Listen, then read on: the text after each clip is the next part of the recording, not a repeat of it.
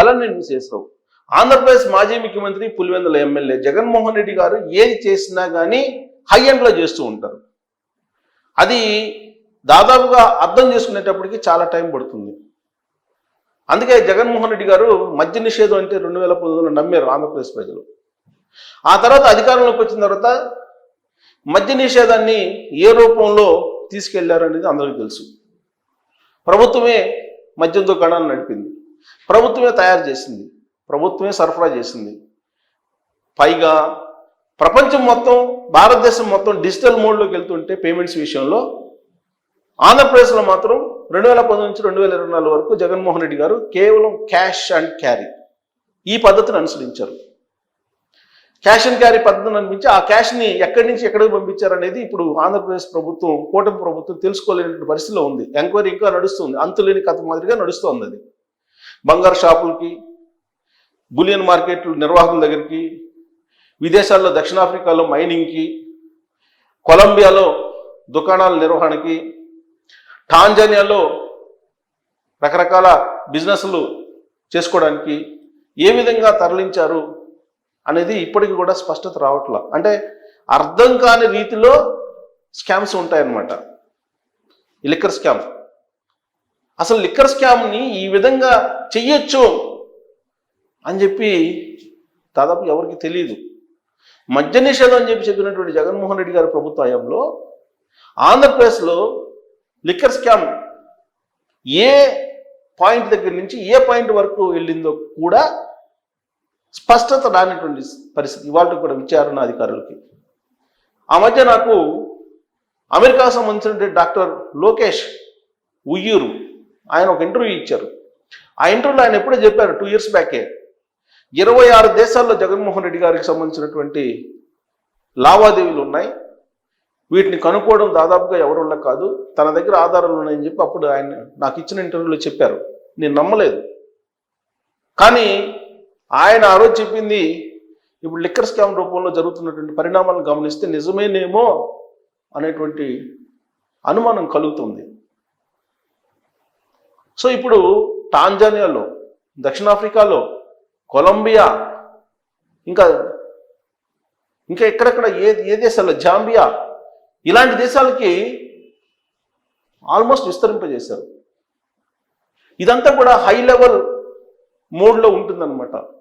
ఇప్పుడు QR code అనే దాన్ని ఒకదాన్ని తీసుకొచ్చారు ప్రతిపక్షంలోకి వచ్చిన తర్వాత.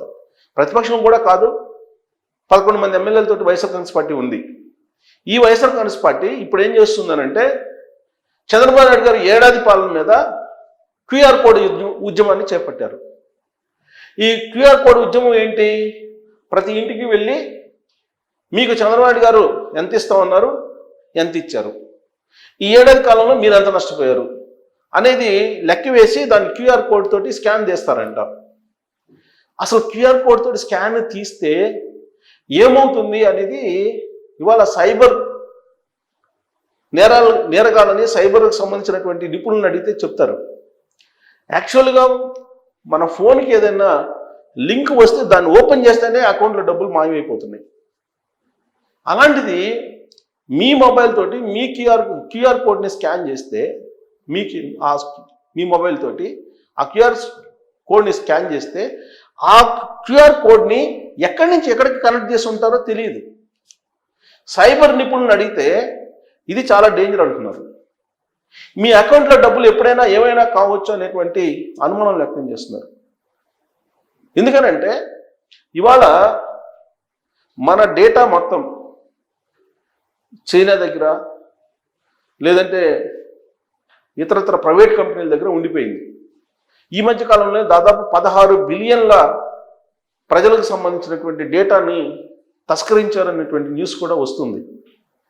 ఎందుకంటే మీరు ఏ యాప్లో డౌన్లోడ్ చేసుకున్న, ఏ యాప్లో లాగిన్ అయినప్పటికీ కూడా మీ వివరాలు, మీ పేరు, మీ ఆధార్ నెంబరు, మీ అడ్రస్సు ఇవన్నీ అడుగుతూ ఉంటుంది. పైగా ఆ మొబైల్కి ఆల్రెడీ GPS ఉంటుంది. ఏ ప్రాంతం నుంచి మీరు దాన్ని లాగిన్ అవుతున్నారు అనేది కూడా తెలుస్తుంది. అంటే మీ ప్రతి కదలిక కూడా ఈ క్యూఆర్ కోడ్ ద్వారా తెలిసిపోతుంది. మీరు వన్స్ స్కాన్ తీస్తే మీ మొబైల్లో ఆ క్యూఆర్ కోడ్ని కనుక స్కాన్ తీస్తే మీరు ఎక్కడ ఉన్నది మీ కదలికలు మొత్తం తెలిసిపోతాయి. అంతేకాదు మీ మొబైల్ని ట్యాంపరింగ్ చేసే అవకాశం కూడా ఉందని చెప్పి సైబర్ నిపుణులు చెప్తూ ఉన్నారు. మనం ఈ మధ్యకాలంలో ఫోన్ చేస్తే ఇమీడియట్గా ఏం చెప్తారు? సైబర్ నేరాలు జరుగుతూ ఉన్నాయి, మీరు ఓపీటీ చెప్పకండి, మీరు ఓటీపీ చెప్పకండి, మీ ఓటీపీ చెప్తే కనుక మీ అమౌంట్ వెళ్ళిపోతుంది, మీకే ఎవరైనా తెలియనటువంటి వాళ్ళు లింక్ పంపిస్తే ఆ లింక్ని మీరు క్లిక్ చేయకండి, క్యూఆర్ కోడ్స్ని స్కాన్ చేయకండి ఎక్కడ పడితే అక్కడ అని చెప్పి పెద్ద ఎత్తున ప్రచారం చేస్తున్నారు. గవర్నమెంట్ వైపు నుంచే, సెంట్రల్ గవర్నమెంట్, రాష్ట్ర ప్రభుత్వాలు అన్నీ ప్రచారం చేస్తున్నాయి. ఈ క్యూఆర్ కోడ్ ద్వారా సైబర్ నేరాలు పెరిగిపోతాయి కాబట్టి మీరు క్యూఆర్ కోడ్ని వాడకండి అని చెప్పి చెప్తున్నారు. సోషల్ మీడియాలో అయితే షాపుల్లో క్యూఆర్ కోడ్లు పెట్టి ఉంటారు. యాక్చువల్గా కొంతమంది వచ్చేసి ఈ క్యూఆర్ కోడ్ని పక్కన పెట్టేసి వాళ్ళు క్యూఆర్ కోడ్ని పెడతారు. ఇక్కడ ఈ అమౌంట్ వీళ్ళకి షాపులోకి పట్టాల్సిన అమౌంట్ వాళ్ళకి వెళ్ళిపోతుంది. ఇలాంటివి అన్ని సోషల్ మీడియాలో కొన్ని వీడియోస్ పెడుతూ ఉన్నారు. అలాగే మీమ్స్ కూడా పెడుతూ ఉన్నారు.